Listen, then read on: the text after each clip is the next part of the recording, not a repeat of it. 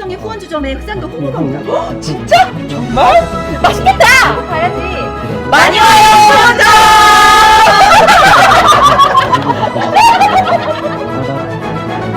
갖고 계신 휴대폰은 이거는 얼마고 이거는 얼마예요? 전환하여 주시면 감사하겠습니다. 이게 650g에 만 원. 네.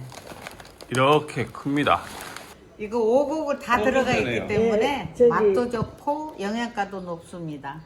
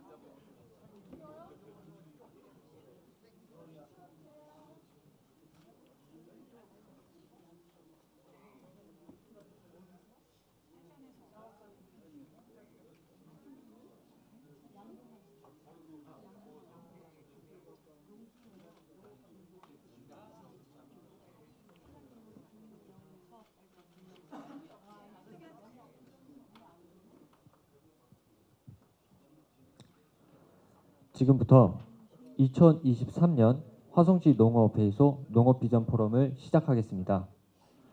바쁘신 와중에도 화성시 농어업의 지속 가능한 발전과 농어촌 삶의 질 개선을 위한 농업비전 포럼 행사에 참석해 주신 내 외빈 여러분께 감사의 말씀드립니다. 저는 오늘 행사 사회를 맡은 화성시 4H 연합회 회장 이남훈입니다.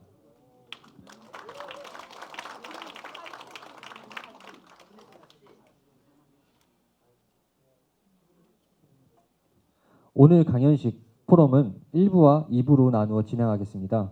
1부 순서로는 참석자 소개, 인사 말씀, 기념 촬영, 경기도 농수산생명과학국 박종민 국장님의 강연 후 오찬이 예정되어 있습니다.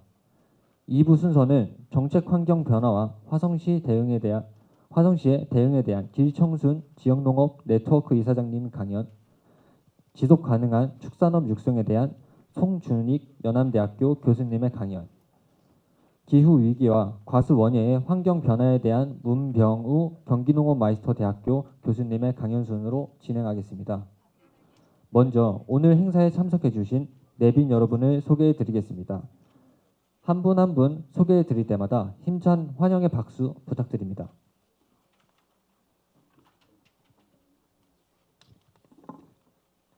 화성시의회 김경희 의장님 자리해 주셨습니다.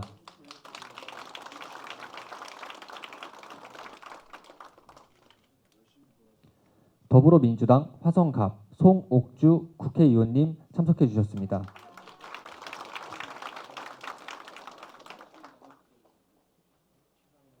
화성시의회 경제환경위원회 조오순 위원장님 참석해 주셨습니다.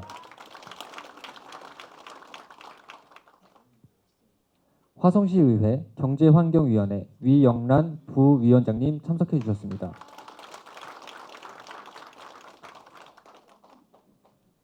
경제환경위원회 공영애 의원님 참석해 주셨습니다.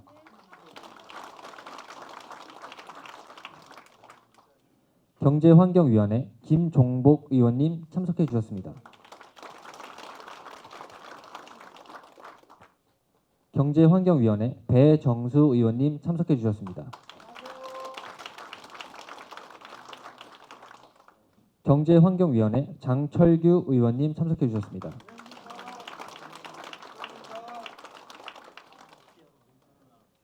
농협중앙회 화성시 지부 김창겸 지부장님 참석해 주셨습니다. 한국농어촌공사 화성수원지사 홍성갑 지사장님 참석해 주셨습니다.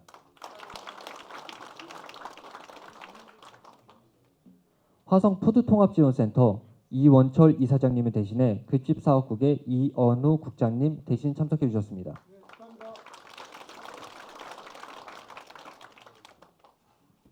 화성시 농어회의소 이민성 회장님을 비롯해 이사 대의원 회원분들 참석하셨습니다.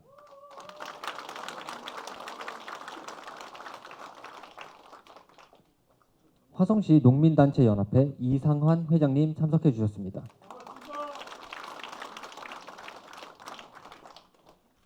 여성농업인 화성시연합회 전경옥 회장님 참석해 주셨습니다.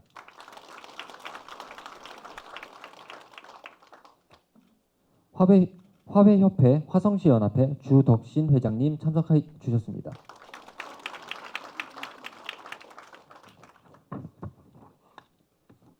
화성 포도영농조합 남기철 회장님 참석해 주셨습니다.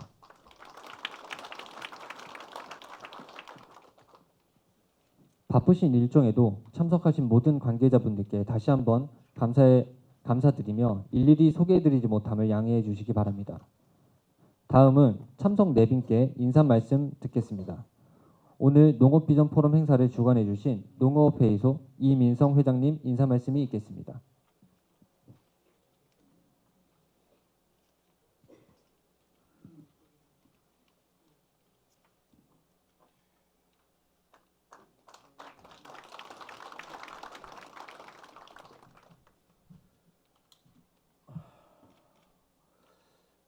오늘 아침에 제법 쌀쌀했는데 그래도 멀다면 멀고 또 가까운 데 사시는 분은 좀 가까운 데가 해도 날씨가 추웠는데 오시느라고 수고하셨습니다.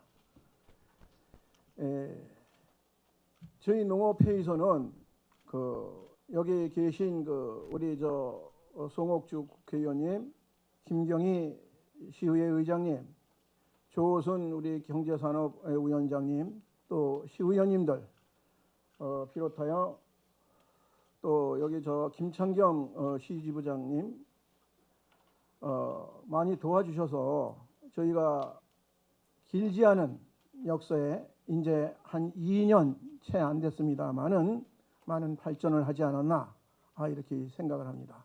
그리고 이분들의 노고에 진심으로 감사드립니다.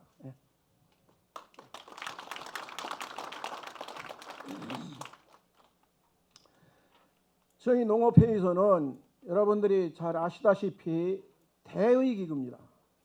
대의기구라는 것은 농민 여러분에게 원하시는 정책이 있으면은 집약해서 시에다가 정책 건의를 해서 정책을 이루게끔 할 수 있는 그런 역할을 하는 것입니다. 또 시에 또 의장님들 또 화성시에는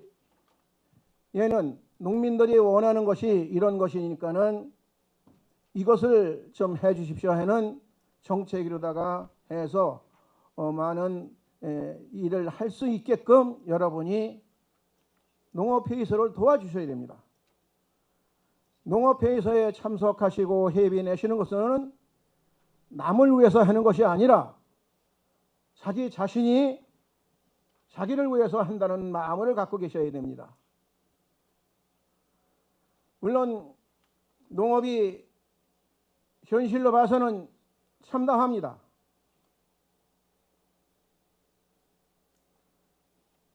젊은 사람이 없어요. 그래도 화성시는 시골의 공동화 현상은 일어나지 않고 있지만은 전국적으로 경상도, 전라도 이쪽으로 보면은 공동화 현상이 되고 있는 현실입니다. 이것은 먹거리를 책임지는 우리 농민들이 힘을 받아야 관계 공무원들 힘을 좀 얻고 저희 또한 자손들이 부모들의 조상대대로 내려온 터전을 이어서 갈 수 있는 이런 현실이 되어야 되는데 그렇지 않다는 것을 좀 아쉽게 생각하고요. 앞으로도 농업회의소는 여러분들에게 달려 있습니다. 여러분들이 얼마만큼 관심을 가져주시면 따라서 발전할 수 있고 또 도약할 수 있습니다. 저는 우리 그리고 여기 또한 기회가 많지 않을 것 같아서 저는 말씀드립니다. 여기 의원님들 오셨습니다. 의원님들에게 감사드립니다. 2023년도에 시장님이 해서 관계 공무원들이 올렸지만은 의원님들께서 통과를 안 시켜주셨으면 못했을 겁니다. 농업 예산 42%가 늘었습니다. 박수 한번 주십시오.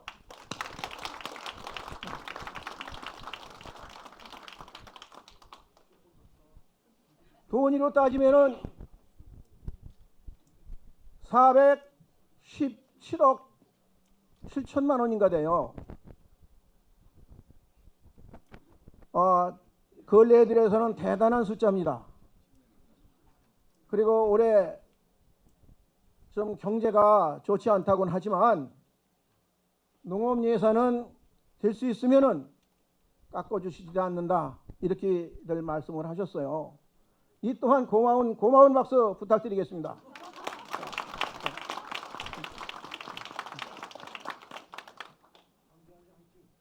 저는 아주 요즘 그 매스컴을 본다면은 여야 대립이 아주 참 극심한데 우리 화성시는 그 나라 같지 않습니다.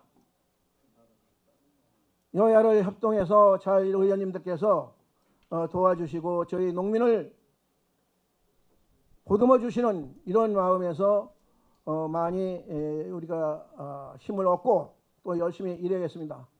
여러분 오늘 훌륭하신 여기 국장님도 박종민 경기도 농수산 국장님이 오셨습니다. 강의를 내시러 이 바쁘신 통에 인사시키겠습니다. 박수 부탁드리겠습니다.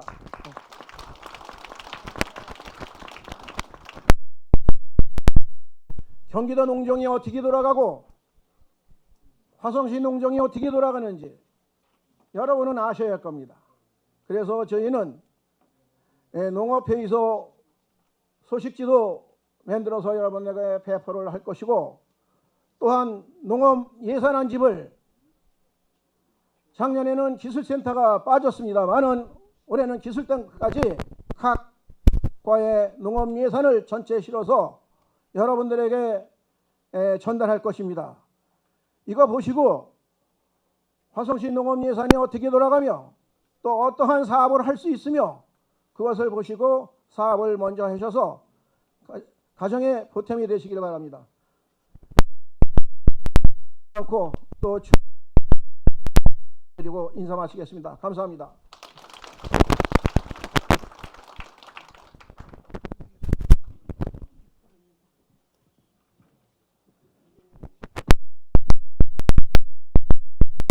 말씀이 있겠습니다.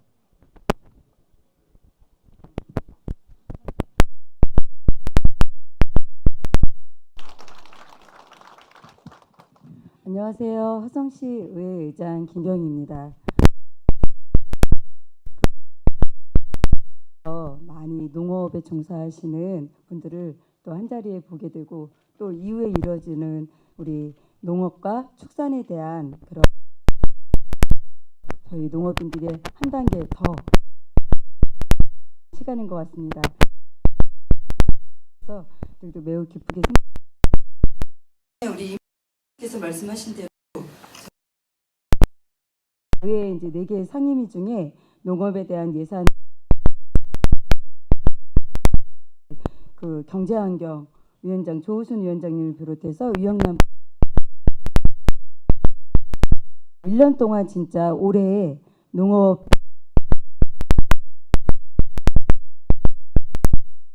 또 그 부분에 있어서 조금 농업인들에게 손해가 가지 않고 꿋꿋하게 모두 감사의 말씀을 드리고요. 또한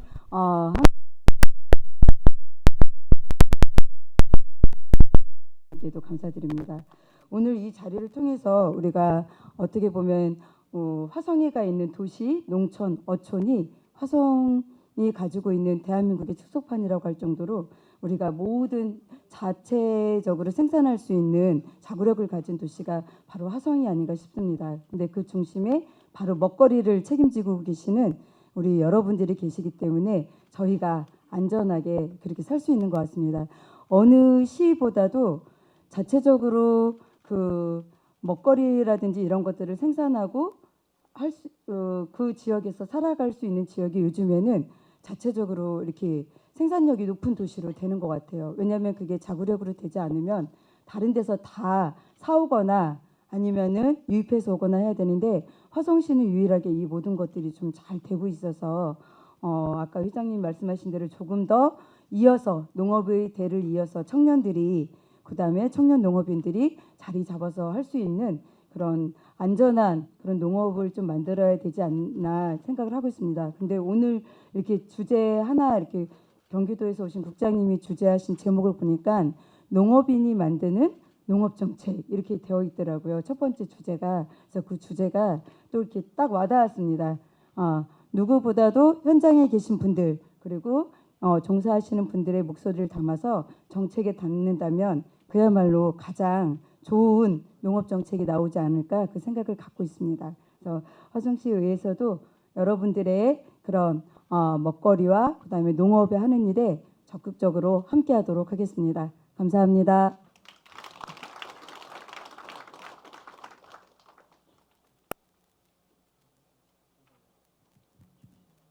다음은 더불어민주당 송옥주 국회의원님 인사 말씀이 있겠습니다.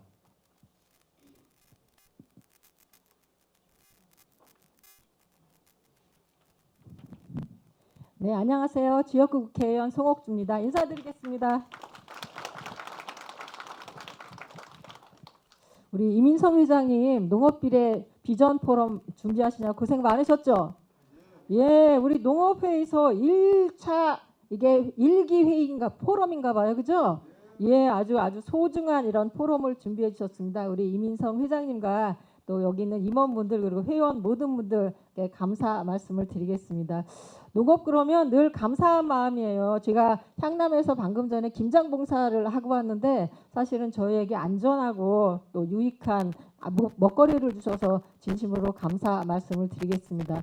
근데 감사하기는 한데 가끔 죄송한 마음이 들어요. 감사함이 제대로 보답이 되고 저희가 거기에 대한 제도 마련이나 모든 부분들을 잘 이렇게 보장도 해주고 저희가 잘 마련을 해줘야 되는데 늘 뭔가 부족하다는 생각이 듭니다. 그나마 화성시에서 우리 시장님과 시의장님과 시의원들께서 예산을 많이 이렇게 늘려주셔서 감사 말씀드리고요. 또 국회에서는 저희가 양곡관리법 이렇게 잘 안 되긴 했지만 거부권 행사가 됐긴 했지만 대체 입법도 마련하고 있고 또 농업회의소 관련된 법안도 관련된 상임위원회에 지금 계류가 되어 있습니다. 그래서 우리 당 저희 더불어민주당 상임위원장과 또 간사 의원과 잘 상의를 해서 저희가 연내나 임기 내에 그 법이 꼭 통과될 수 있도록 저도 압력도 넣고 많은 관심을 갖고 있습니다. 그러면 우리 고맙습니다. 그러면 여기 제목처럼 농업정책은 농업회의소와 함께라는 그런 슬로건이 정말 실질적으로 구현되지 않을까 하는 생각이 들고요. 또 이게 오늘 주제가 참 좋으신 것 같아요. 이게 기후위기라든지 여러 가지 외국의 전쟁 상황이나 그런 것 때문에 우리 식량과 관련된 부분들이 야, 이거 이런 식으로 해서는 안 되겠다는 그런 위기의식을 많이 느낍니다. 식량 주권이라든지 또 여기 계신 우리 농어업인들의 실질적인 소득 보장이라든지 처우 개선을 위해서 좀 더 관심을 갖고 또 지속 가능한 농업을 위해서 많은 고민이 필요하다는 생각입니다. 오늘 아주 뜻깊은 시간이 되기를 바라겠고요.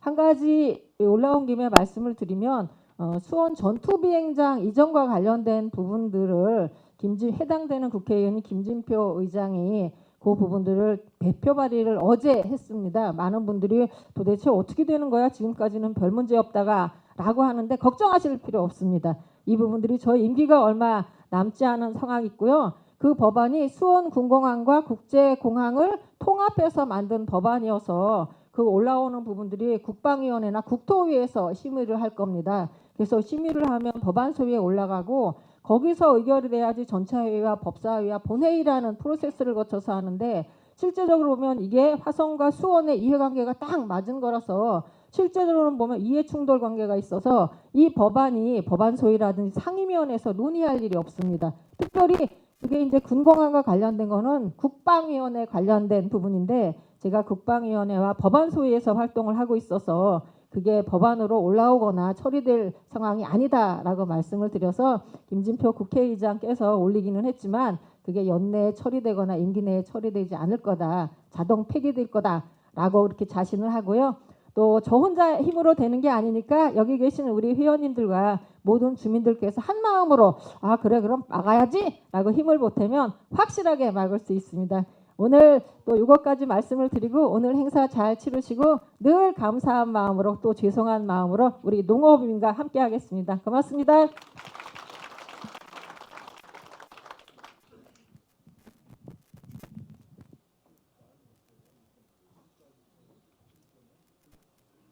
이상 인사 말씀을 마치겠습니다. 개회식 마무리는 단체 사진 촬영으로 마치도록 하겠습니다. 참석자분들께서는 모두 단상으로 올라와 주시기 바랍니다.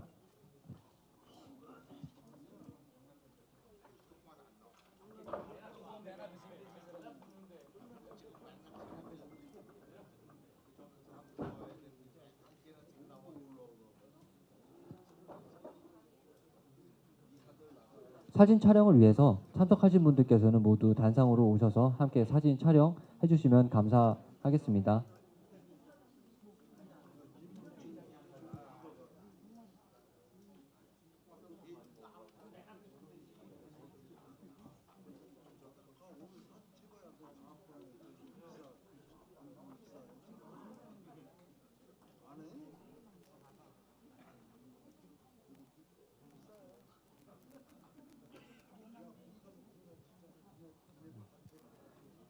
사진 촬영은 여기 계신 분들 전부 함께 촬영하도록 하겠습니다.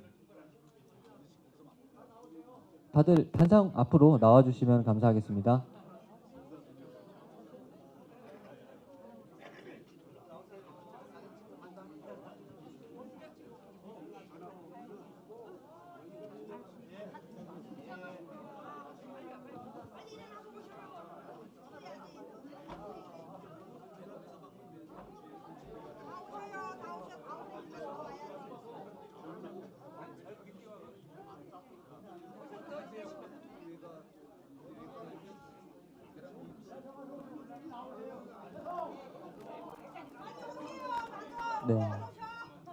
네, 사진 촬영으로 개회식이 마무리가 되어야 강연이 시작할 수 있어서 다들 앞으로 나와주셔서 사진 촬영 한번 부탁드리도록 하겠습니다.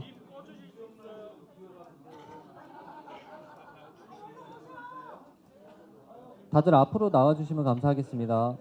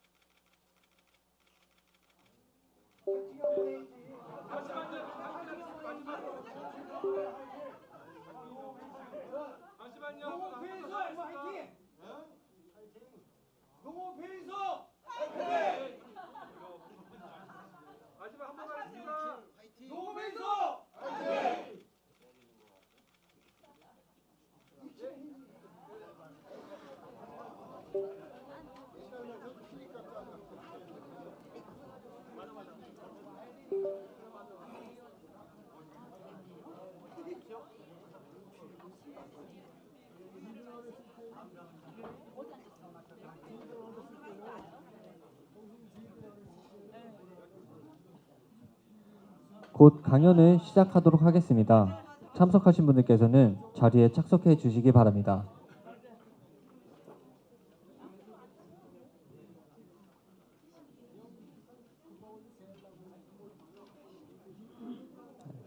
자리를 정돈해 주시기 바랍니다.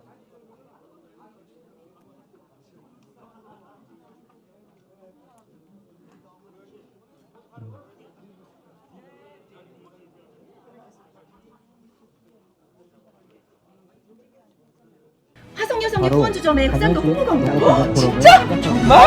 맛있겠다! 가야지. 많이 와요!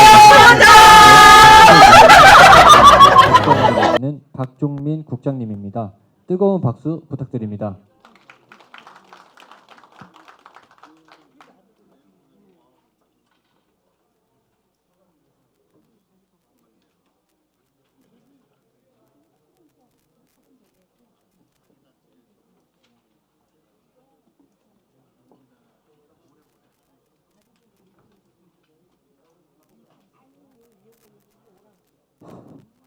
예, 여러분 반갑습니다.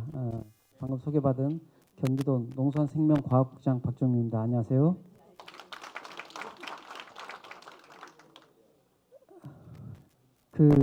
제 직책이 좀 길죠.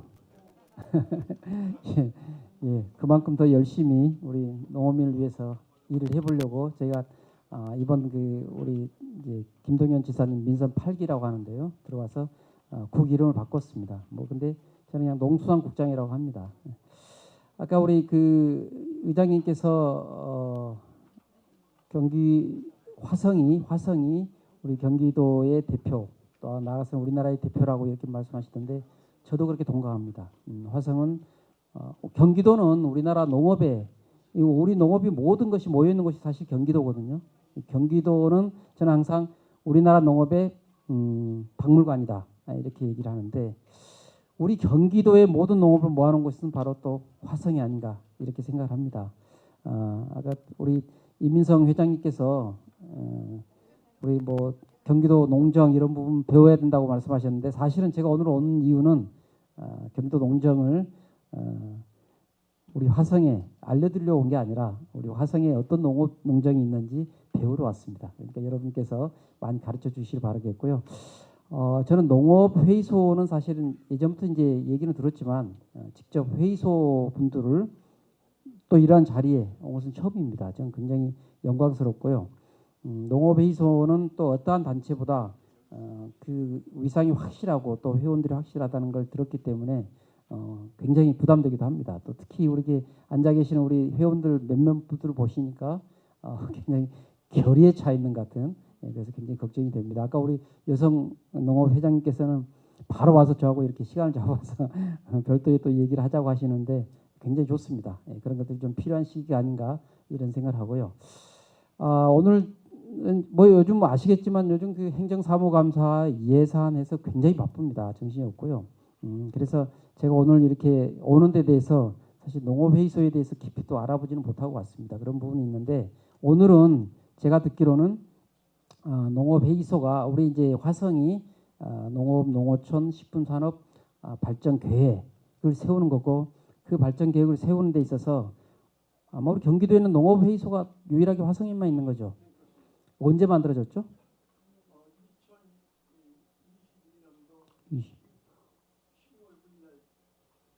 21년도면 아주 따끈따끈하네요. 예. 그 아마 우리나라에서 가장 최근에 만들어진 농업회의소가 아닌가 이런 생각이 듭니다. 예전에 아마 거제인가 어디 통역인가부터 시작해서 이렇게 했던 걸로 제가 기억하는데, 그래서 지금 좋습니다. 그래서 화성시에서 앞으로 5년의 농업, 농어촌, 식품 산업 발전 계획을 세우는데 가장 큰 역할을 해야 될 그런 조직이 화성시 농업회의소라는 얘기를 듣고 정말 필요하겠다. 그래서 앞으로 우리 농업회의소가 어떤 식으로 일을 했으면 좋겠다 하는 것과 그다음에 또 우리 화성이 어떤 비전을 가졌으면 좋겠다, 이런 부분들에 대해서 조금 좀 얘기를 할 좋은 기회라 생각했었습니다. 오늘 궁금한데 우리 화성시에서는 누가 나왔어요?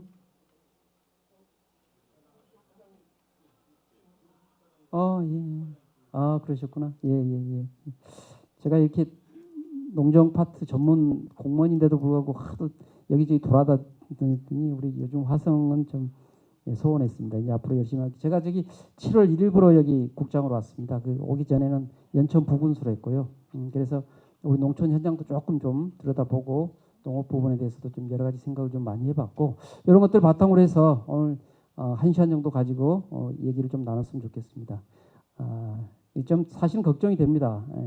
농민이 만드는 농민 정책을 저는 예전부터 굉장히 생각을 많이 해왔는데, 제가 이렇게 얘기를 하면서 또 제가 그렇게 정책을 하느냐, 그런 기대는 좀 버리시는 게 좋을 것 같아요. 그러나 저는 항상 이러한 정책을 추구하면서 하고 우리 또 이렇게 정책을 추구해야 된다, 이런 생각을 하고요. 이것이 가능하기 위해서는 조금 지루할 수도 있지만은 정책이란 게 과연 뭐고 농정이라는 것이 뭔지 이것을 아는 게 가장 중요하다고 생각합니다. 그래서 거기에 대해서 뭐 다 말씀드릴 수는 없지만은 아주 개략적으로 잠깐 말씀을 드리고, 우리 경기도의 농정 비전은 무엇인지 이 부분에 대해서 좀 설명을 드리도록 하겠습니다.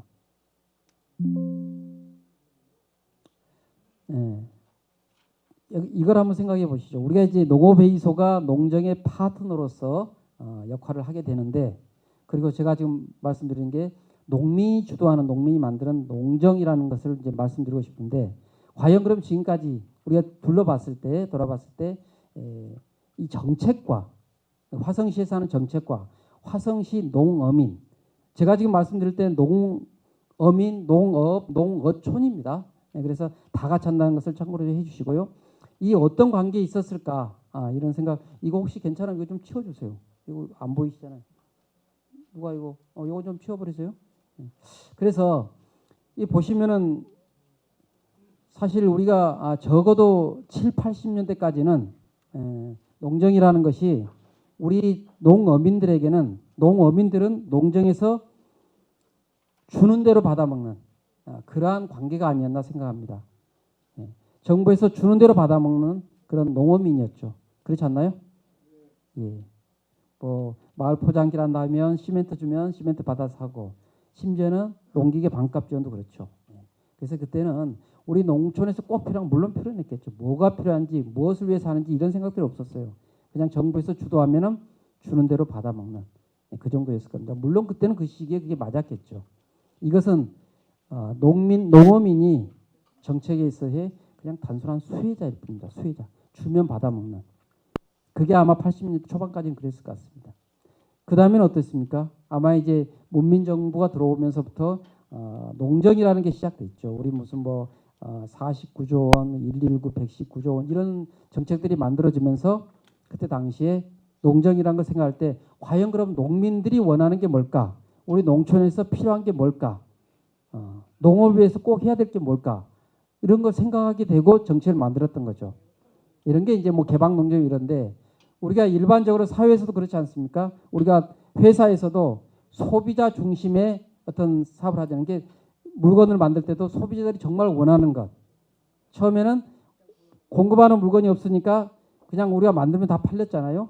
그러다가 이제 공급자도 많아지고 그러다 보니까 소비자들이 원하는 것, 그런 소비자 중심의 경제가 됐지 않습니까? 정책도 마찬가지 같습니다. 그래서 이때가 바로 우리 이게 농정에 있어서 농어민들은 소비자였어요. 소비자는 왕이라고 그러잖아요. 이게 소비자들이 원하는 걸 찾기 바쁜 거죠. 야, 지금 원하는 게 뭘까? 그렇게 만들어졌던 것이 소비자의 정책이었고, 그 다음에는 이제 아마 이제 우리 농업회의소 같은 이러한 그런 그 역할들이 된 게 바로 동반자 역할입니다. 이제 정책에 있어서는 정책은 정부만 만들어가는 게 아니다. 같이 만들어야 된다. 누구랑? 농민들과. 이게 바로 우리가 많이 쓰는, 아마 농업회의소 회원님들께서는 동반자 역할을 하지 말고 뭐라고 말씀 많이 하시냐면 거버넌스란 말씀 많이 쓰실 거예요. 예, 그래서 이게 바야흐로 거버넌스 정책 시대가 왔습니다. 그래서 이제 정부에 있어서, 정책에 있어서 농업인들은 수혜자도 아니고 소비자도 아니고 대등한 파트너로서 같이 해가는 그러한 거버넌스 시대가 온 거죠. 그러나 저는 주장하고 싶습니다. 이제는 앞으로는 거버넌스를 지나서 농어민이, 주민이 주도하는, 주인이 되는 그런 정책을 해야 된다. 이러한 부분이고, 과연 그럼 어떻게 해야 될 것인가, 이러한 것들을 잠깐 좀 말씀드리도록 하겠습니다. 사실 우리 경기도가 농정이 굉장히 앞서간 곳입니다. 농정이라는 게 그냥 단순한 사업을 하는 게 아니라 어떠한 목표를 정하고 그 목표를 이루는데 이렇게 하면 되겠다 하는 수단들을 정해서 이뤄가는 것, 이런 걸 농정이라 하는데, 경기도 농정이 굉장히 전국을 이끌어 왔습니다. 제가 아까 말씀드린 거 비슷한데요. 예전에 혹시 우리 회원님들 기억나시겠지만 뭐 하우스에 하우스를 씌운다랄지, 무슨 비가림을 한다랄지, 그다음에 시설 설치한다랄지, 이런 것들이 쭉 메뉴로 나와서 그것을 신청하면 시군에 따라서 이렇게 지원해주는 이러한 농정 사업이 있었죠. 이게 이제 우리가 이제 소위 말하는 시장 개방되면서 우리 농업의 경쟁력을 높여보자. 그러면은 기계화도 시켜야 되고 규모화도 시켜야 되고 그런 거잖아요. 이때 우리 경기도에서 만들었던 정책이 경쟁력 제고 대책 사업입니다. 경기도만이 만들었었어요. 그래서 아마 우리 화성에도 굉장히 이 사업을 많이 했을 겁니다. 이게 94년도입니다. 이때는 아까 제가 말씀드렸듯이 여러 우리 농민들께서 선택할 수 있는 선택지를 줬어요. 뭐 설치, 무슨 뭐 비료, 하우스 이런 걸 줍니다. 그래서 그거에 필요한 것들하고 장목반이나 개인별로 이렇게 지원했었잖아요. 이런 것들이 바로 제가 말씀드린 정책의 수혜자였습니다. 이때 우리 농민들은 뭐 큰 목소리를 내진 않았죠. 그 다음에 이제 했던 부분이 아마 우리 굉장히 익숙하실 것 같은데, 선택형 맞춤 농장이라고 해서 무엇을 할지는 농민들이 선택합니다. 그러면 우리 도에서는 맞춤식 정책들을 지원했었죠. 그때는 뭐 시군 전체가 대상이 되기도 하고 주로 품목 단체가 됐었죠. 농협이 되기도 하고 이랬습니다. 이때 중요했던 부분은 이제는 정책을 만드는데 우리 현장에서부터 이렇게 정책들이 올라가는 그러한 시대가 된 거죠. 이게 바로 이제 소비자로서의 어떤 그런 역할을 하게 된 거고, 그리고 이제 이 선택형 맞춤 농정이 지난 다음에는 아마 한 2000년, 14년, 뭐 10년 이때부터인데, 이때 우리가 이제 가장 많이 나왔던 얘기가 거버넌스라는 얘기죠. 거버넌스고, 이때부터 우리 먹거리 전략이 나왔고, 아마 여러분 아실지 모르겠지만 우리 경기도에서 가장 잘하는 게 또 친환경 학교급식입니다.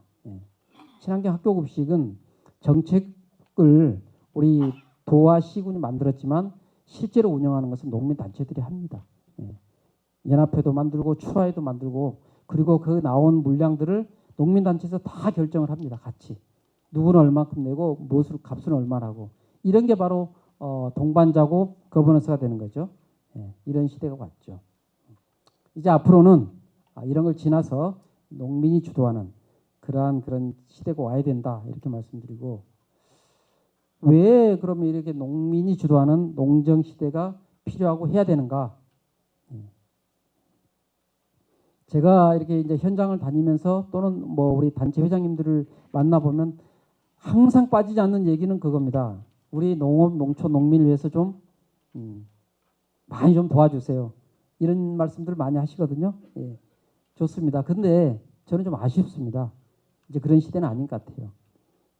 왜냐하면 정책이라는 것은 현장에서 가장 필요한 건 뭡니까? 뭔가 이렇게 나아져야 되는 거잖아요. 현실이 어려워요. 또는 현실인데 이것보다 좀 나아져야 되는, 그걸 우리가 문제라고 하는데, 현장의 문제라고 하는데, 그 문제를 파악을 해야지 이 문제를 어떻게 해결하겠다 이런 생각이 나오지 않겠습니까?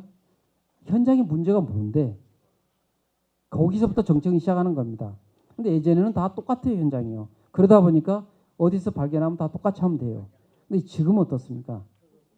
지금 화성의 현장의 문제, 화성 중에서도 봉담, 우정의 문제가 다 다릅니다. 봉담, 우정에 있는 농어민 중에서도 또 품목이 다 문제가 다릅니다. 예. 그러다 보니까 현장의 문제를 누가 제일 잘 합니까?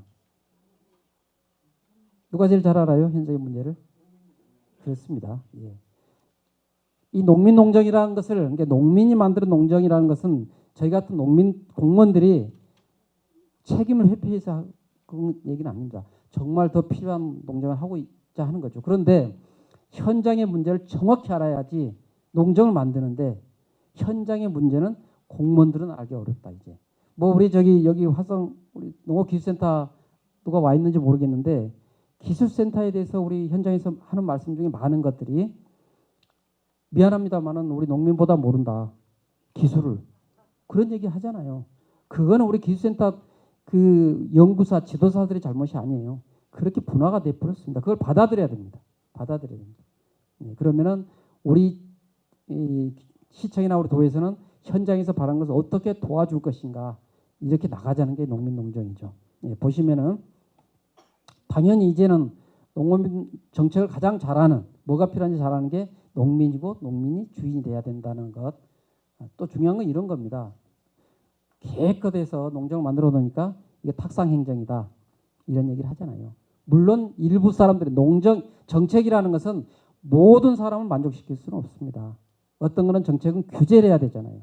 또 어떤 거는 있는 재원을 가지고 여기 좀 주고 여기 좀 주고 나눠야 되잖아요. 그런 거죠. 네, 이런 것들을 하다 보면 수혜를 보지 못한 사람은 불만을 가지게 됩니다. 그런데 그런 사람들이 보면은 정책을 탁상행정이라고 말하기도 하죠. 진짜 탁상행정도 있는데 다만 중요한 건 뭐냐면 그러니까 수혜를 받고 안 받고 하는 것까지도 현장에서 결정할 수 있는 시스템을 만들어야 되는 게 필요한 거죠. 예, 이게 참 그렇습니다. 오면서 제가 우리 경기도 제가 관할하는 그 농수산 그 국외 농정 그 사업이 몇 개냐 했더니 300개예요. 예, 사업이 300개입니다.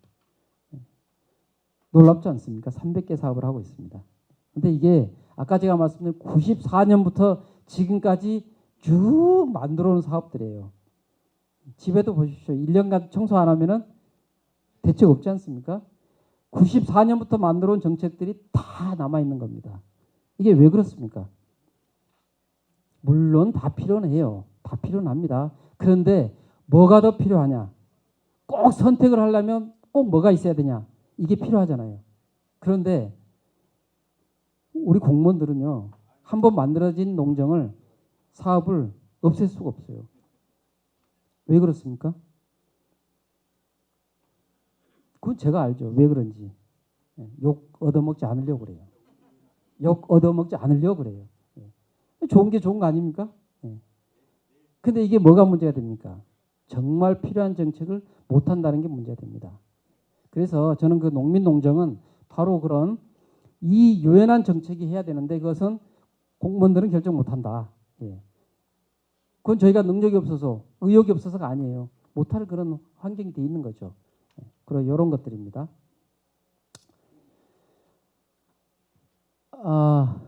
과연 그러면 농정에 우리 농어민들께서는 어떻게 참여를 하고 계십니까?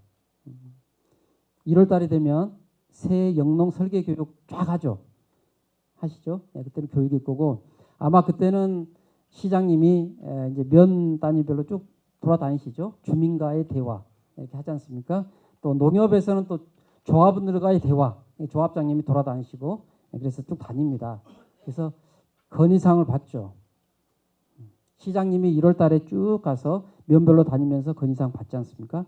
화성은 어떤지 모르겠어요. 화성은 뭐 워낙 발전한 곳이라서 과장님 그런가요? 지금도 연초에 하시죠? 예, 하시는군요. 아직도 하시는 거죠. 저도 저기 연천군에 이제 부군수로 있으면서 그 가보니까 놀라운 걸 발견했습니다. 놀라운 걸. 뭐 지역에 따라 숫자는 다르겠습니다만 건의사항들이 오는데 그 오시는 분들이 매년 오시는 분들 있잖아요. 그죠? 그리고 건의사항이 몇백 개 되는데 10년간 똑같은 거예요. 거의. 비슷합니다. 뭐 똑같지는 않지만 많이 바뀌질 않아요. 이게 문제잖아요. 과연 이게 우리 현장의 목소리를 제대로 대변하는 건지 이런 부분이 문제가 되고요. 우리 뭐 화성에도 농정심의위원회가 있을 겁니다. 이거는 이제 주로 이제 무슨 뭐 정책 자금 같은 거 결정할 때 심의위원회 하는 거죠. 농민 대표들께서 아마 우리 이민수 회장님도 위원이신지 모르겠는데 여성 회장님도 계실 거고 이렇게 계시는데 우리가 결정한 것들에 대해서 확인받는 그 정도 수준이죠. 농민단체 협의회, 우리 화성에는 농민단체 협의회는 없죠? 있습니까? 화성은 정말로 경기도에 있는 모든 게 다 있군요. 좋습니다. 농민단체 협의회도 좀 아쉬운 게 많습니다. 과연 농민단체 협의회가 17개 정도 되는 농민단체들의 어떤 전체 협의회일 텐데 거기서 현장의 목소리들이 쫙 이렇게 올라오고 또 전파되고 하는 역할을 할 수 있는지는 상당히 아마 그런 목적으로 할 겁니다. 근데 지금은 또 많은 것이 이제 같이 할 수 있는 행사 같은 거 위주로 하고 있겠죠. 우리 화성은 지금 주민자치회를 하고 있죠. 회장님 주민자치회가 몇 개나 됩니까 화성이? 다 주민자치위원회가 다 자치회로 바뀌었어요? 그렇군요. 네. 아마 제가 지금 말씀드리는 농민농정의 가장 똑같은 형태는 주민자치회입니다. 다시 말하면 주민자치회 주민만 농민으로 바꾸면 어떻게 보면 농민자치회가 농민농정입니다. 그래서 주민자치회라는 게 뭡니까? 주민자치회라는 게 사실은 읍이나 면이라 한다면 자 우리 국가에는 국회가 있잖아요. 대통령과 국회의원이 있죠. 그래서 국회의원들은 국민들의 대표죠. 행정부를 견제하고 하는 거죠. 도에는 도지사와 도의회가 있습니다. 똑같습니다. 도민의 목소리를 그대로 올리는 게 의회예요. 그리고 정책들을 견제합니다. 체크하고 하죠. 시도 마찬가지입니다. 시장이 계시고 의원들이 계시겠죠. 그런데 그러면 다음 단계인 우리 조직인 정부 조직인 읍면에는 있습니까? 그런 게? 그 전에 있던 게 이제 면 주민자치위원회였죠. 그런데 주민자치위원회가 어떻게 흘러갔습니까? 사실 그거보다는 면장이나 동장님하고 같이 해서 프로그램 많이 운영하고 그랬죠. 그런 역할은 하지 않습니다. 그래서 나온 게 주민자치회예요. 자, 주민자치회는 시의 의회하고 똑같습니다. 그래서 그 읍면의 일들에 대해서 스스로 주민들이 문제도 만들고 정책도 만들고 또 그런 것들 집행하고 하는 거죠. 어떻게 보면은 읍장이나 면장님을 견제하는 기능입니다. 우리 일은 우리가 하자 이런 거거든요. 제가 말씀드리는 그런 것들이 바로 농민정책이 이 주민자치회에 굉장히 가깝습니다. 근데 이 주민자치회는 우리 농민들만 모일 수는 없잖아요. 이제 그런 아쉬움이 있는 거죠. 주민참여예산제. 여러분 주민참여예산제 들어보신 분 계십니까? 혹시 손 한번 들어보세요. 주민참여예산제 들어보신 분. 네. 주민참여예산제는 우리 뭐 국가도 하고 국가는 안 하겠지만 도도 하고 시도 하고 합니다. 그래서 예산을 세울 때 보통은 우리 공무원들이 예산안을 만들어 갖고 올라가서 하는데 만드는 것 자체를 주민들 제안으로 하는 거 있어요. 아마 이것도 화성시 같은 데 한 100여 명 정도의 주민참여 예산위원을 뽑아서 거기서 이제 나온 의견들을 가지고 실제로 얼마 정도를 할당을 합니다. 그래서 그 예산 사업을 하는 거죠. 이런 것들이 다 이런 주민이 주도되는 정책을 하기 위한 그런 여러 가지 방식들입니다. 드디어 있는 가장 중요한 농업회의소. 농업회의소가 정책의 파트너로서 실제로 주체로서 나서기 위해서 만든 거잖아요. 그렇습니다. 자, 이런 것들이 많이 시도는 되고 있는데 과연 뭐가 문제일까? 정말 이렇게 시도를 하고 이거는 흐름입니다. 지금 그래서 아까 제가 말씀드렸던 우리 주민들, 농어민들이 정책의 수혜자냐 소비자냐 동반자냐 주도자냐 옳고 그름의 문제가 아니라 흐름입니다. 이거 흐름. 그리고 아까 보셨지만 그건 다 주도자로서의 흐름에 대한 여러 가지 정책들이거든요. 근데 그것들이 과연 그러면 제대로 되고 있는가? 이런 흐름에서 주민이 주도하고 농민이 주도되는 정책들이 제대로 되고 있습니까? 좀 아쉽죠. 아쉽죠. 다 같이 노력은 합니다. 다 같이 노력. 이건 맞다. 그리고 이렇게 해야 된다. 노력은 하는데 잘 안 돼요. 예. 저는 그 이유를 이렇게 봅니다. 현장의 목소리를 그대로 정책까지 하려면 단계가 필요합니다. 단계가. 그 단계를 체계화시키지 않으면 안 됩니다. 농업에서도 아마 마찬가지. 농업에서가 연초부터 해서 이렇게 지역 다니면서 하나하나 의견들을 모으죠. 그렇게 해서 아마 어느 정도 정리를 해서 전달하는 이게 아마 농업회의소가 정책에 참여하는 책일 거예요. 네. 근데 과연 그게 제대로 되고 있는가? 두 번째는 현장의 목소리가 있고 그것들을 최종적으로 결정하는 이런 것들에 누가 참여를 제대로 하는가의 문제입니다. 네. 의사결정을 해야 되고 안에서 뭔가 나와야 되는 그런 것들이 잘 제대로 안 돼 있어요. 아까 주민참여 예산을 한다고 하는데 그게 주민참여 예산에서 주민들의 생각들을 막 모아서 예산 사업을 만드는 그런 과정들이 제대로 안 돼 있습니다. 아마 농업회의소도 그런 것들을 생각해야 됩니다. 이게 현장의 목소리를 쭉 긁어오는 긁으면서 다 가져올 수는 없잖아요. 자꾸 골라야죠. 예. 예전에 우리 산에 가서 나무 할 때 똑같지 않습니까? 다 긁어갖고 그중에 필요한 것만 이렇게 골라내는 그러한 체계들을 만들어가는 것. 그게 추진 절차고 그리고 누가 긁을 거고 그런 것들을 누가 결정할 것이냐. 이게 구성입니다. 그리고 그 다음에는 문제는 현장의 이런 문제들을 정말 문제로서 인식하고 뽑아내는 어떤 데는 그냥 이게 도대체 뭐가 문제인지 몰라. 내가 살아가는데 우리 농업하는데 뭐가 문제인지 모르죠. 그게 아니라 야 이게 진짜 문제다. 이거 고쳐야 된다. 이런 것들을 뽑아내는 그리고 이런 것들을 절차에 따라서 참여하고 구성하는 이것을 바로 저는 농민들의 역량이라고 봅니다. 역량이라는 것은 농민들이 뭐 공부하고 뭐 뭡니까 뭐 저기 집신 만들고 뭐 농촌관광 이런 것이 역량이 아니라 농민들이 농정의 주도가 되는 이러한 절차를 만들고 구성에 참여하고 하는 것들이 역량이에요. 이런 것들을 해내는 거죠.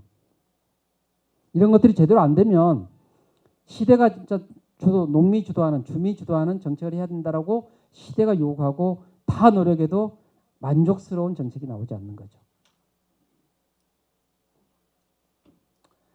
예, 좀 지루하실 것 같으니까 이런 정책 과정이 있습니다. 아까 제가 추진 절차라고 말씀드렸잖아요. 예, 그래서 이게 정책을 만들려면 이렇게 됩니다. 예, 근데 우리는 항상 뭐만 하냐면 이것만 해요. 이것만. 누가 해요? 정책을 결정하고 누가 집행을 합니까? 정책 결정하고 예산 세워서 돈 주고 정산하는 건 누가 합니까? 그거? 예, 제가 하고 있죠. 예, 근데 정책이라는 건 사실은 이거는 전체에 이거밖에 안 되는 거예요. 중요한 것은 정책으로 어떻게 발굴해 내느냐 이 과정. 근데 정책으로 그냥 무조건 발굴하면 뭐 우리 경기도에 14만 농어가가 있는데 15만 농어가 있는데 15만 농어가 다 다르면 그거 다 정책으로 할 수 없잖아요. 예, 그래서 현장에 어떤 문제가 있는지를 중요한 문제들을 골라내고 그 문제 중에서도 이게 정책이 될지 어쩔지를 결정하는 과정 이걸 의제라고 합니다. 예. 농특위라고 들어보셨죠? 이런 것들이 다 그런 거 하는 거죠. 그런 과정을 거쳐서 야 이거는 정책으로 한번 만들어 보자 라고 하고 그걸 가지고 정책을 만드는 과정 이게 빠져 있는 거죠. 사실 우리가 지금까지는 이게 수매철이 되면 수매철이 됐을 때 우리 쌀의 현장의 문제가 뭔지가 되고 그것들이 한두 사람의 문제가 아니라 우리 현장의 전체의 문제다라고 이슈화를 하고 그러면 이 문제를 예컨대 쌀값이 떨어졌는데 이걸 정책으로 해결할 수 있느냐 가능성이 있느냐 이런 것을 결정하는 게 의제화라는 거죠. 이게 다 돼갖고 이때는 누구랑 합니까? 현장과 공무원들이 같이 해야겠죠. 이건 해봅시다 한번. 예컨대 제가 저기 연천에 있을 때 수매철이 되니까 이런 거 있었어요. 그 뭐 여러 가지 일 중에 작년에 워낙 이제 올해가 말고 작년에 정부 수매가가 많이 떨어졌잖아요. 그러면서 정부 수매는 중간 정산을 3만 원을 줬죠. 3만 원 40kg 조국에 농협에서 5만 원 줬습니다. 근데 연천 같은 데는 정부 수매에 굉장히 많이 매달려요. 작년에 또 시장 경영국까지 있었잖아요. 농민들의 불만 중에 하나가 우리는 지금 그 목돈을 바라고 있는데 설사 이게 6만 5천 원이 된다 하더라도 6만 5천 원이 되면 5만 원을 왜 안 주냐? 3만 원밖에 안 주잖아. 이게 현장에 굉장히 목소리에서 제가 다녀보니까 다 그런 불만들이 있었어요. 그래서 그러면 이걸 가지고 이제 농민들하고 얘기하면서 어떻게 할까 해서 결국 어떻게 하자 뭐 이런 것까지 했던 거죠. 이런 것들이 의제로 만드는 거죠. 이러한 과정들이 안 돼 있다는 얘기입니다. 그리고 이제 이런 것은 우리 공무원들이 잘합니다. 예산 세워서 뭐 선정하고 뭐 지침 만들고 신청받고 돈 쓰고 이런 거 잘해요. 공무원들이. 다음에 이제 그 사업이 끝났을 때 그러면 이 사업이 정말 잘 됐느냐, 이 사업이 정말 우리 농촌에 맞느냐, 고칠 것은 뭐냐, 좀 더 늘릴 거 뭐냐, 없앨 거냐, 이걸 평가라 그럽니다. 이 결과들을 평가를 해야 되잖아요. 누가 합니까? 지금은 공무원들이 하고 있어요. 사실 안 합니다. 우리 하고 말아요.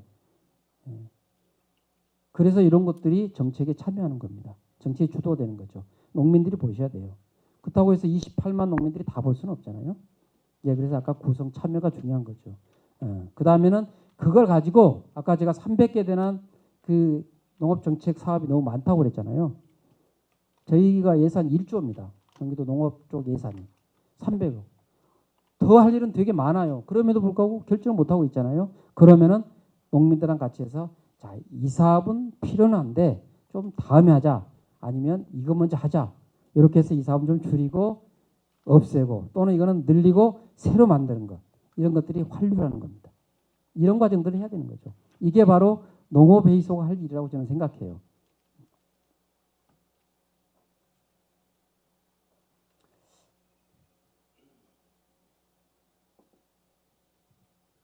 오늘 저는 그렇습니다. 농업회의소가 어떻게 농정의 파트너가 될 것인가에 대해서 제 나름대로 지금까지 제가 경험한 부분들에 대해서 정리를 한 겁니다. 이건 뭐 책에 나온 건 아니에요.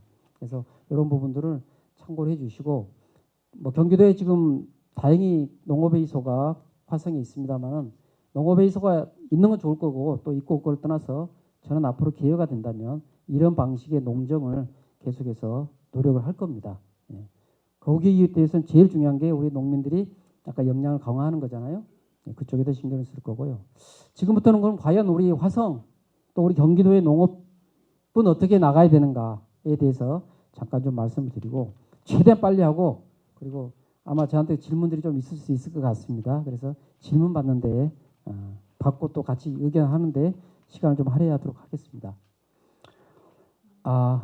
여러 가지 문제가 있죠. 근데 이제 제가 보는 우리 경기도에서 우리 농업을 볼 때 저희는 이 세 가지를 봅니다. 앞에서 얘기를 했어야 되는데 자, 우리 지금 아까 현장의 문제 농어민이 갖고 있는 문제가 뭘까요? 농업의 주체로서의 농업인이 갖고 있는 문제. 여성 회장님 어디 계셔요? 우리 농업인의 문제가 뭐예요? 농어민 현장에서의.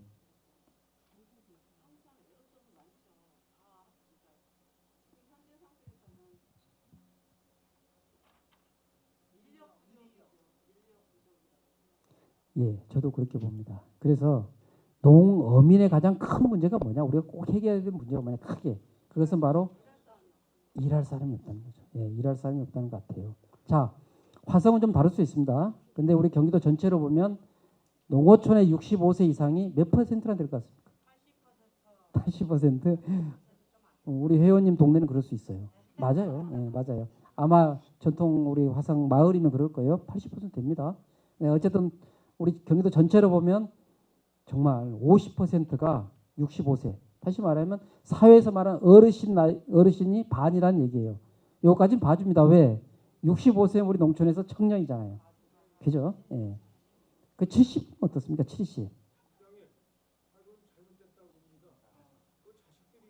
예.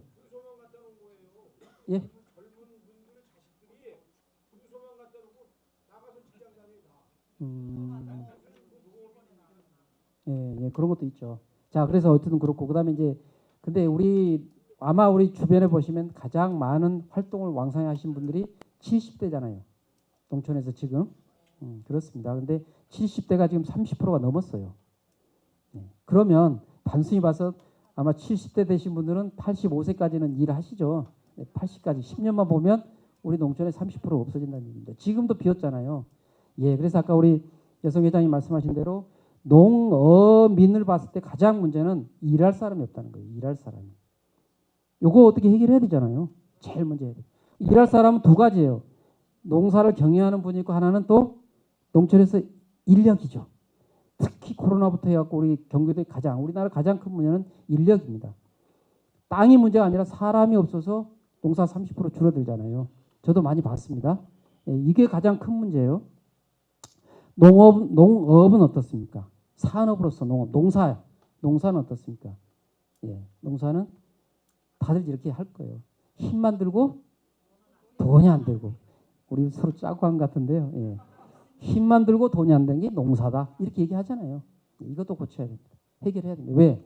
앞으로 누군가 젊은 사람들이 오고 농촌이 잘 돼야 되는데 농촌에서 농사 지으려고 하는데 힘만 들고 돈이 안 된다면 누가 들어오겠습니까? 이거 해결해야 되잖아요. 예. 그렇습니다. 네. 그게 우리 현장의 문제라는 얘기예요. 그 다음에 농촌은 어떻습니까? 농어촌은. 농어촌이 옛날같이 좋습니까? 아니면 어떻습니까? 이웃들하고 잘 지내십니까? 예, 잘 지내신 분도 있어요. 예. 어떤 자료 보니까 우리 경기도 농어촌이 한 3,900개 됩니다. 제가 말한 것은 리 단위. 예. 3,900개 정도 되는데 그 마을들을 쭉 조사해 보니까 농업을 주로 하는 사람, 농업만이 아니라 농업을 주로 하는 사람이 10명 중에 2명도 안 돼요. 동의하십니까? 그렇잖아요. 이게 우리 경기도 농촌의 문제입니다. 예. 경기도 말고 다른 데는 사람 비어서 텅텅 집이 빈 게 문제고 우리 경기도도 뭐 빈 집은 있습니다만은 경기도의 농촌의 특징, 이건 뭐 문제라고 보기는 어려워요. 마을에 사는데 농사를 주로, 나는 농사가 주로 돼 하는 사람은 10명 중에 2명밖에 안 된다는 얘기죠. 나머지는 농사 안 짓거나 농사 조금 짓는 사람들. 이게 우리 농촌의 특징이자 문제입니다.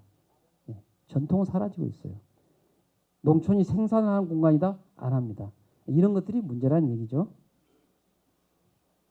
예, 제가 말씀한 거 우리 회원님들께서 다 맞췄어요. 요걸 저는 문제로 두고 갑니다.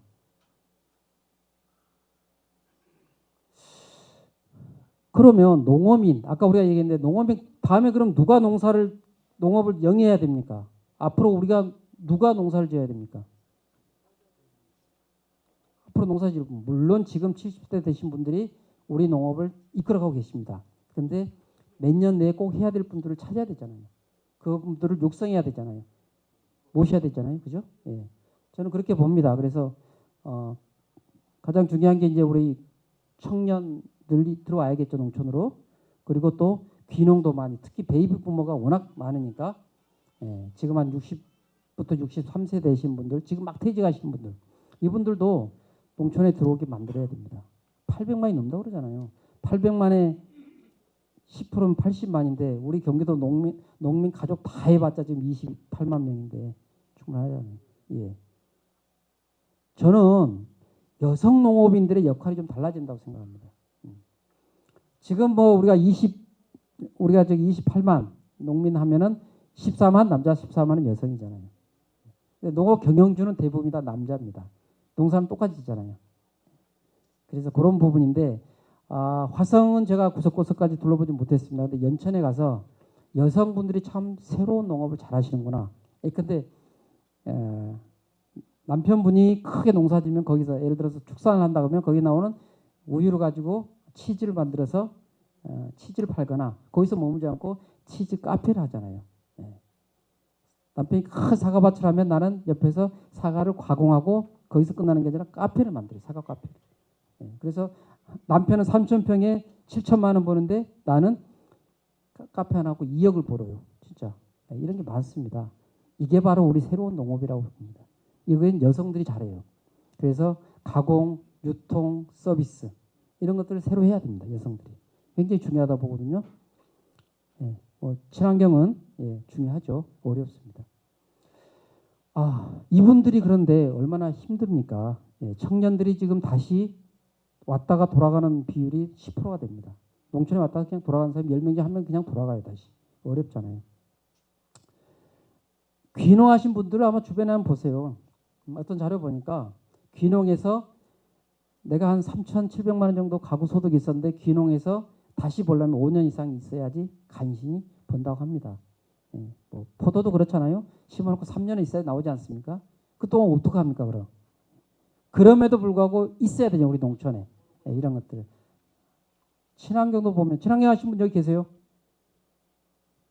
화성은 친환경이 좀 별로 있죠. 친환경은 경영비, 인건비 많이 들어가잖아요. 생산량은 적잖아요. 근데 값도 높지 않잖아요. 예. 굉장히 어렵습니다. 그런데 우리 친환경 앞으로 우리가 가야 될 길이잖아요. 이렇게 굉장히 어려워요. 근데 이분들이 계속해서 그러면 농촌에 머무면서 농사를 영위하면서 갈 수 있도록 하는 뭔가를 해야겠다. 예. 이게 뭐냐면 기회라는 겁니다. 이분들이 우리 농촌에 계속 모여서 계속해서 농촌에 공헌을 하고 결국은 뒤에는 보상을 받을 수 있도록 해야겠다는 게 기회라는 거예요. 여러분 혹시 기회소득이라는 얘기 들어보셨어요? 장애인분들한테 기회소득 주는 거 들어보셨어요? 예술인들한테 기회소득 들어보셨죠? 예. 그분들하고 다를 게 어디 있습니까? 예. 근데 그분들보다 더 많이 주는 걸 지금 저희는 계획하고 있습니다. 이분들에게. 예. 그래서 앞으로 경영체를 하는 확보하는 것은 여러 가지 정책이 있습니다만은 특히 우리가 하려고 하는 것은 기회를 보장해드리자 하는 쪽에 준비를 하고 있고요. 저는 제가 그 국장으로 있으면서 가장 정말 심혈을 기울일 일 중에 하나는 이제 앞으로 우리 경기도 농촌에서는 사람이 없어서 농사 못 짓는다라는 소리가 아예 없을 수는 없지만은 최소화시키겠다 이런 각오를 하고 있습니다. 다시 말하면 농촌의 인력은 이제 개인의 문제가 아닙니다. 예. 제가 이렇게 쭉 현장에 경험한 바로는 이건 농촌의 인력은 농업 기반입니다. 저수지하고 똑같아요. 농로하고 똑같습니다. 용배수하고 똑같아요. 이거 누가 해야 됩니까? 우리 홍성갑 지사장님 저랑 같이 연천에서 같이 계셨는데 농업 기반 시설은 누가 해야 됩니까? 농민이 해야 됩니까? 농업정공사. 예, 우리 홍성갑 지사장이랑 같이 우리 정부가 하는 일이잖아요. 농촌의 인력을 확보하는 일은 누가 해야 된다? 예, 이제는 정부가 해야 될 일이라고 생각하고 있습니다. 그래서 저희가 경기도에 내년부터 뭔가 좀 달라질 겁니다. 제가 가장 신경 쓰는 부분은 계절과 이 부분입니다. 우리가 농사짓다 보면 화성은 시설하시는 분들은 보면 3에서 8개월 정도 굉장히 바쁠 때가 있죠. 예, 이때는 뭐 다는 아니지만 고용해놓고 하고 싶잖아요. 이것을 위해서 있는 게 계절근로예요. 계절, 외국인 계절근로. 벼 많이 하신 분들은 파종할 때, 모내기 할 때, 그 다음에 제초할 때, 수확할 때 사람 많이 필요하잖아요. 예. 그런다고 해서 그거 뭐 몇 달을 고용할 수는 없잖아요. 예. 뭐 이러한 인력들. 이 두 가지 인력만 잘 확보하면 우리 농업의 인력 문제에 큰 돌은 낳는다. 이렇게 생각하고 이런 것들을 주도적으로 할 겁니다. 내년부터 우리가. 예. 그래서 우리 농어민들에 대한 문제를 해결하는 가장 중요한 초석은 이렇게 나갈 겁니다. 농업에 대해서 아까 우리가 돈은 안 되고 힘만 든다. 예, 진짜 얼마나 힘이 드는가. 예. 이번에 그 신문에 나온 것 중에 우리 농업인들께서도 우리 정치하시는 분들이 많이 써먹죠. 야, 30년 만에 농업 소득이 반토막이 났단다. 이 신문에 보셨죠? 그게 무슨 뜻입니까? 제 기억에 농업 소득. 이게 우리의 순소득을 말하죠. 내가 총 판 거에 내가 들어간 비용을 뺀 게 순소득. 오늘 이걸 농업소득이라는데 이게 1994년도에 1,000만 원이었어요. 근데 작년에 946만 원으로 떨어졌습니다. 똑같지만은 물가가 오른 거 하면은 반토막이 난 거잖아요. 네, 그렇습니다. 이러니까 이게 힘만 들고 돈이 안 된다는 거예요. 이런 문제를 안고 있는데, 예. 자, 중요한 건 여러분 농업소득이라는 게 과연 뭘까요? 이게 굉장히 중요하다고 저는 생각합니다. 여러분이 아까 여기 포도 많이 하잖아요. 포도를 팔면은 농업소득이에요. 그죠? 포도를 팔면 농업소득입니다. 근데 포도를 즙을 짜서 팔면은 그건 무슨 소득일까요? 예. 포도밭 3,000평 하면 한 5, 6천만 원 나오죠. 소득이 이렇게 나오죠. 예. 소득이 아니라 매출이 그렇게 나오죠. 근데 잘한 분은 와인을 만들거나 해가지고 더 많이 벌 수 있어요. 그러면 그거는 농업소득일까요? 아닐까요? 예, 그걸 농외소득이라고 합니다. 농외소득. 예. 내가 지역에 있는 포도 이렇게 모아갖고 직거래하면서 나온 유통업도 농해소득이에요. 우리 화성에도 보면 농촌관광마을 있죠. 우리 저기 백미리도 우리 여기 지금 화성이잖아요. 저 어민들 얘기도 많이 해야 되는데 백미리가 벌어들이는 돈은 다 어업소득이 아닙니다. 어업 외소득이에요. 이상하지 않습니까? 예. 문제는 아까 말했던 생산만 가지고 버는 돈은 이제 한계가 있다는 얘기죠. 우리가 뭐 보여주려고 그런 거 아니잖아요. 농촌에 들어와서도 희망이 있다는 것을 하려면, 그리고 올릴 수 있는 여지는 생산에서 그치는 게 아니라 생산한 것을 가공하고 유통하고 서비스하는 그쪽을 우리가 필요한 소득이라고 해야죠. 하고 그것을 올릴 수 있는 것들을 고민해야 되는 겁니다. 예. 그래서 그런 부분들을 고민하겠고, 아마 이제 우리 내년부터는 소득을 30% 올리는 그런 사업을 대대적으로 할 겁니다.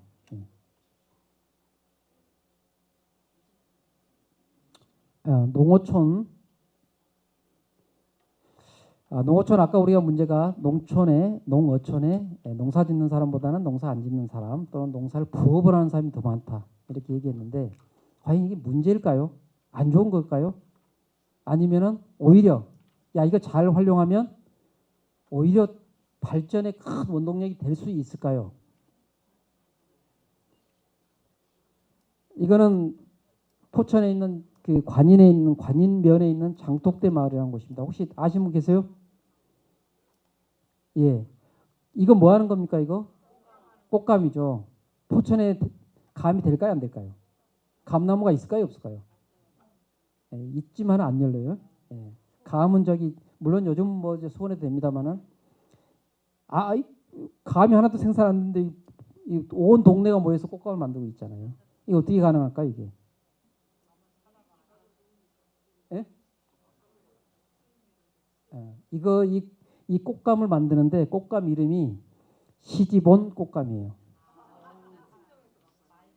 그래요. 친정에서 갖고 오는데 완주라는 곳에서 마을 사람들이 다 감을 가져옵니다. 완주는 감은 생산 잘 되는데 꽃감은 잘 안 돼요. 왠지 아세요? 그래요. 포천은 감은 생산 안 되는데 꽃감은 기가 막힙니다. 그걸 이용한 거잖아요. 이런 걸 뭐라고 그래요? 이거 아이디어라고 그러잖아요. 창조성이라고 그러잖아요. 예. 창조성. 사실 포천의 그 간인마을은 25가구밖에 없는데 농사는 거의 안 지어요. 산촌 마을이에요. 이런 거 해가지고 블루베리하고 무슨 뭐 뽕하고 이래가지고 한 달에 어르신들 65세 이상 어르신들에게 6만 원인가 5만 원 연금을 줍니다. 이런 거 해가지고. 멀리 있는 거 아니에요? 혹시 여기 백미래에서 오신 분요?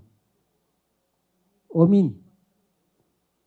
우리 어민하고 화성이 제일 많은데요. 백미리도 똑같습니다.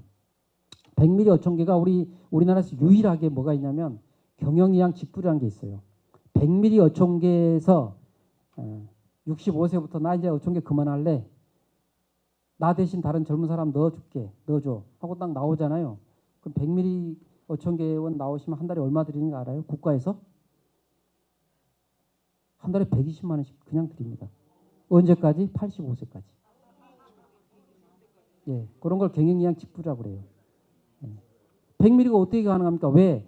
백미리 주민만 되면, 어촌계열만 되면 한 달에 120만 원이라 그것도 버는 거의 80%예요. 그러니까 140만 원 이상씩 평균 버는 거예요. 그렇기 때문에 젊은 사람한테 바톤 터치 해주면 국가에서 주는 겁니다. 이걸 경영이양이라고 그래요. 예. 이게 왜 가능합니까? 고기만 잡아서는 안 되는 거잖아요. 예. 그렇습니다. 예. 이게 백미리죠. 예. 이 외에도 이 농촌이라는 지역이 정말 다양한 여러 가지 사업을 가지고, 그러니까 이거는 특징이 있습니다.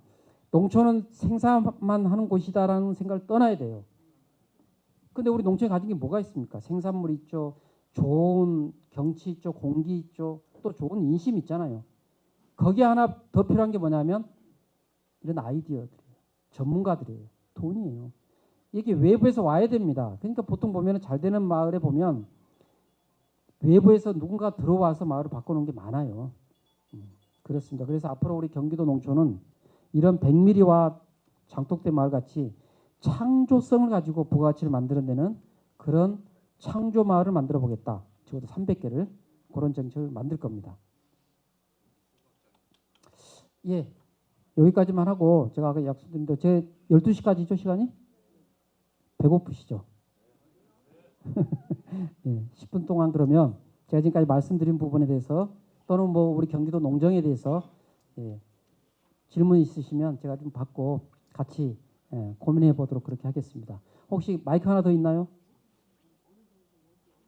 네, 저기 제가 지금 말씀드린 거에 대해서 혹시 궁금하거나 또 좋은 아이디어 있으시면 손을 들고 말씀해 주시죠. 없어요?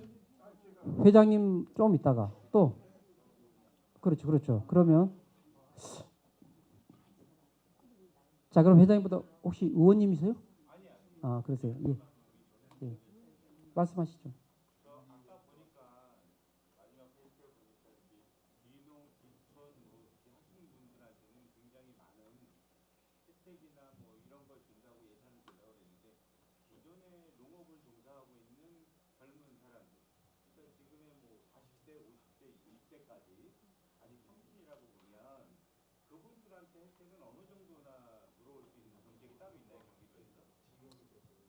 예, 좋은 질문이시고요. 아까 제가 뭐 귀농귀촌하신 분들한테 이렇게 사실 현금을 얼마 드릴 겁니다.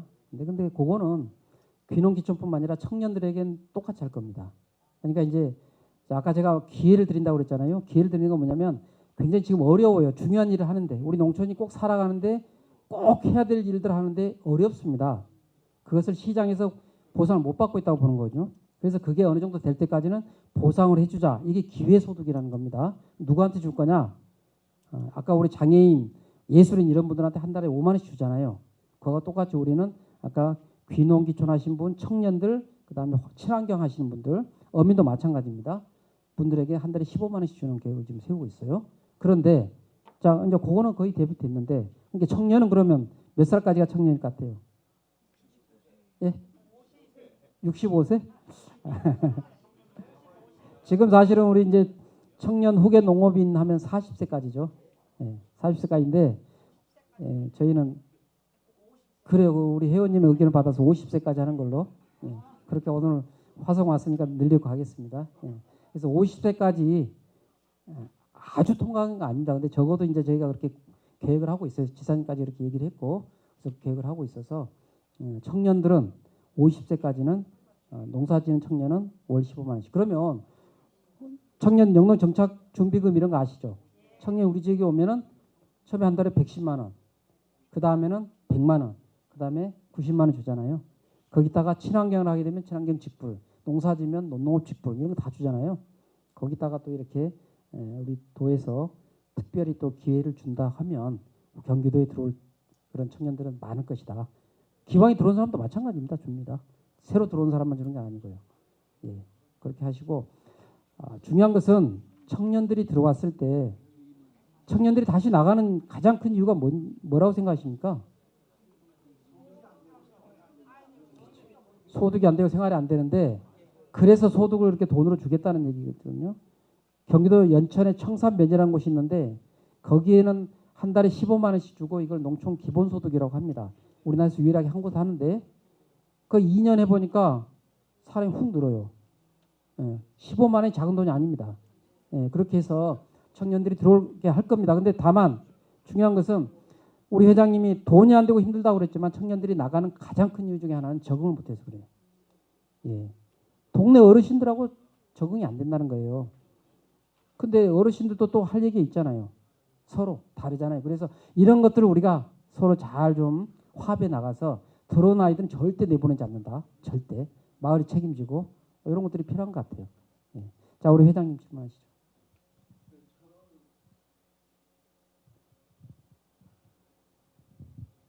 저는 주로 짓는 것이 농사가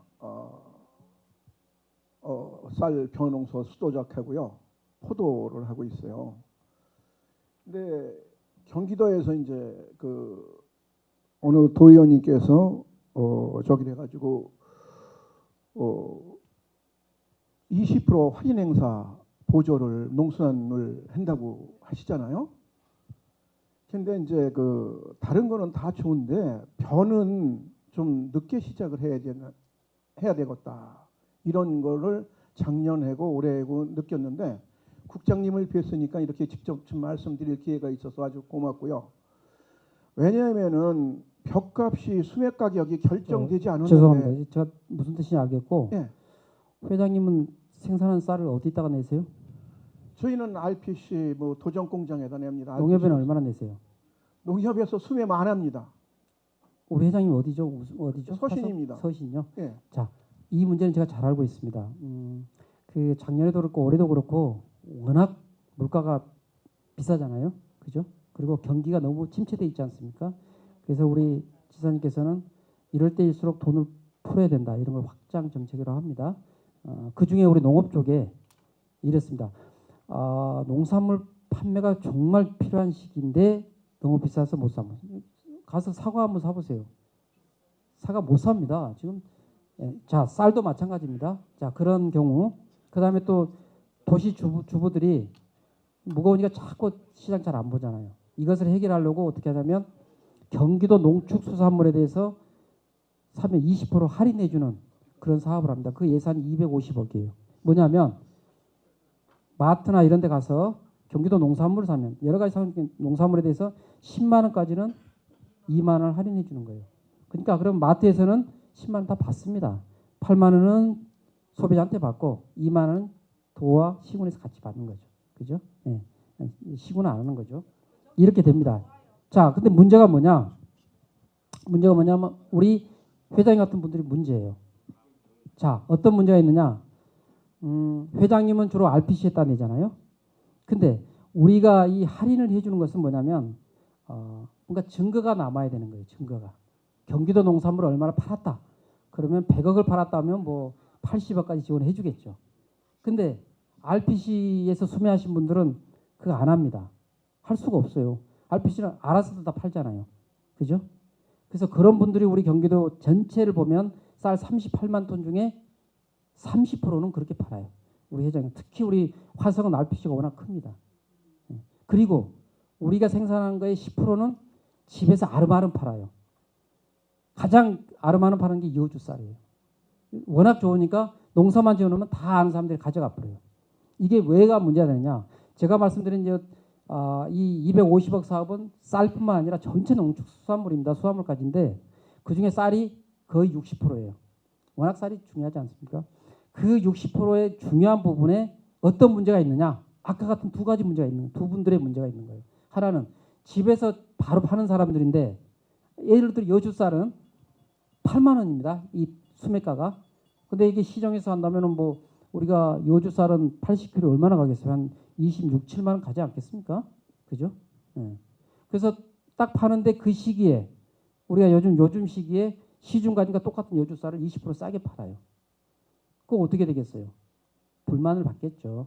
이분들은 이제 불만은 갖습니다. 네. RPC로 못 내거나 아니면 그냥 이렇게 아름아름 많이 팔잖아요. 우리 경기 쌀은 그래요. 그런 분들은 불만이 될 수밖에 없죠. 나는 자 그래서 그 문제. 그다음에 두 번째 RPC도 마찬가지예요. RPC 하신 분들은 자 RPC 해가지고 이분들이 지금 우리가 그 할인은 누구한테 주냐면 대형 매장이나 하나로마트나 로컬푸드 매장이에요. 아니면 온라인 판매예요. 거기에다가 가서 판매만 하면 되는데 그게 안 잡혀요. 그래서 우리가 어떤 생각을 했냐면 RPC 분들은 경기 마켓이라고 하는 온라인 몰이 있습니다. 거기다 올려서 받으면 다 할인해줘요. 근데 그걸 안 합니다.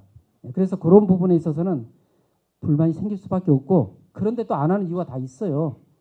그래서 제가 드리고 싶은 얘기는 그래서 지금 올해는 이제 거의 지났습니다. 그런데 다음부터 하게 되면 지원을 할 수 있는 방법이 없어요. 그래서 시기를 조절할 겁니다. 그래서 그분들이 좀 팔고 난 다음에 할인 행사 할 겁니다. 그 답을 드리려고 합니다. 예, 국장님께서 잘 파악을 하고 계신데 저희는 지금 그런 농산물을 할인해서 주는 거를 얘기하는 것이 아니라 그거는 잘하시는 정책인데 수매가가 결정되기 전에 할인을 행사를 하니까는 일반 정유소나 RPC에서는 낮춰서 수매를 해요. 농협에서도. 왜냐하면은 1.8이니까 그 사람들은 이득이 문제잖아요. 그래서 지금 그거를 이용을 농협은 하기 그럴 리가 때문에 없고요. 아니 그래서 알겠습니다. 제가 아니, 시간이 12월 없으니까 쌀만 아니, 12월 죄송해요. 알았습니다. 알아요. 알고 넘어서 했으면 그 좋겠어요. 부분에 대해서는 그래서 수매 시기는 피할 겁니다. 이제 예, 그렇게 할 겁니다. 예. 그래서 그거 이제 하다 보니까 이런 문제가 나왔고 이런 것들은 좀 개선하겠다는 말씀드리고요. 예, 질문은 이제 더 이상 없으신 거죠? 마지막 좀 말씀드리겠습니다. 그래서 이제 이거는 뭐 아직 비공개입니다. 이제 조만간 지사님께서 발표를 하실 건데, 그래서 앞으로 우리 민선 8기, 그 다음에 우리 경기도는 앞으로 10년 농업 발전 비전을 이렇게 만들었습니다. 이 부분은 이제 혁신 농업 1번지라고 하는 그런 정책인데요. 아까 제가 말씀드린 대로 농업과 농촌 농민들이 어땠으면 좋겠다는 게 농업이라는 것이 이제 돈도 좀 벌고 편하게 할 수 있는 그런 산업이 됐으면 좋겠고, 그래서 살아나야 될 것 같고요. 농어민들도 이제는 농민으로서 내가 긍지를 가지고 도전할 수 있는 그러한 쪽에 기회를 주겠다 해서 살만 나는 농어민, 그리고 이제 농촌도 도시민과 우리 농촌 사람들이 같이 어울려서 살고 싶은 그런 곳으로 비전을 만들고 그것들을 하기 위한 여러 가지 전략과 목표들을, 그리고 이 사업들이 37개가 있습니다. 뭐 이런 걸 지금 만들어가는 과정이고, 특히 이제 굉장히 필요한 사업들은 내년부터 합니다. 아까 말씀드렸던 기회소득이랄지 소득이랄지 마을 하는 것, 이런 것들, 그다음에 인력하는 거, 이런 것들은 내년부터 바로 할 겁니다. 그렇게 해서 앞으로 최대한 10년간 제 경기도가 살아나고 살만나고 살고 싶은 농업, 농어민, 농어촌이 되기 위해서 정책을 해 나갈 것이니까 이 부분에 대한 이 사업들은 완전히 결정된 건 아닙니다. 다시 말하면 이제 이 사업들은 누가 만들어야 됩니까? 예, 농민들께서 의견을 주셔야 됩니다. 주셔야 돼요. 계속해서 만들어 가야 되겠죠. 물론 핵심적인 사업도 있습니다만은 그런 것들을 하자, 해 주십사 하는 의미에서 제가 오늘 농민농정이라는 말씀을 드렸고, 그리고 또 농업회의소의 이 뜻깊은 자리에서 말씀을 드렸습니다. 시간이 많지 않아 가지고 많이 건너뛰었고요. 특히 아마 저한테 하실 말씀 많으실 것 같습니다. 제가 기회 되는 대로 찾아다니면서 얘기 듣고 정책에 반영하도록 그렇게 하겠습니다. 여러분 올해 한 해 동안 농사 짓느라고 너무너무 고생 많으셨고요. 존경합니다. 고맙습니다. 이만 마치겠습니다.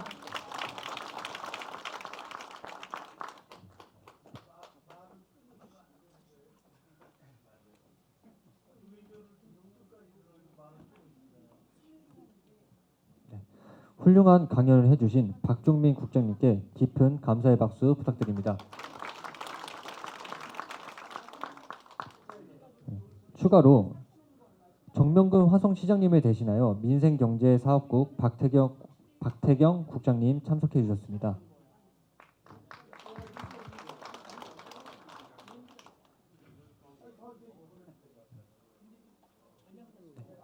박태경 민생경제산업국장님 인사 말씀이 있겠습니다.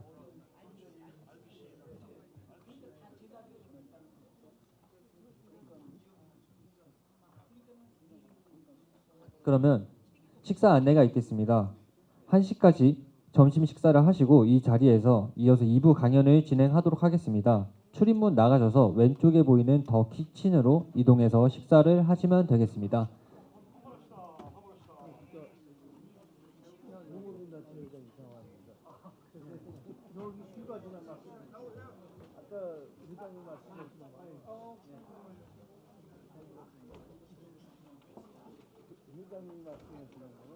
화성여성의 후원주점에 흑산도 홍보가 온다고? 진짜?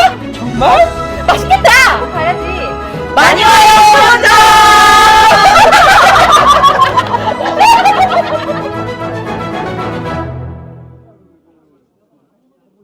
이거는 얼마고 이건 얼마예요? 이거 13,000원. 이게 650g에 네, 10,000원. 네. 이렇게 큽니다. 이거 오곡을 다 들어가 있기 괜찮네요. 때문에 저기- 맛도 좋고 영양가도 높습니다.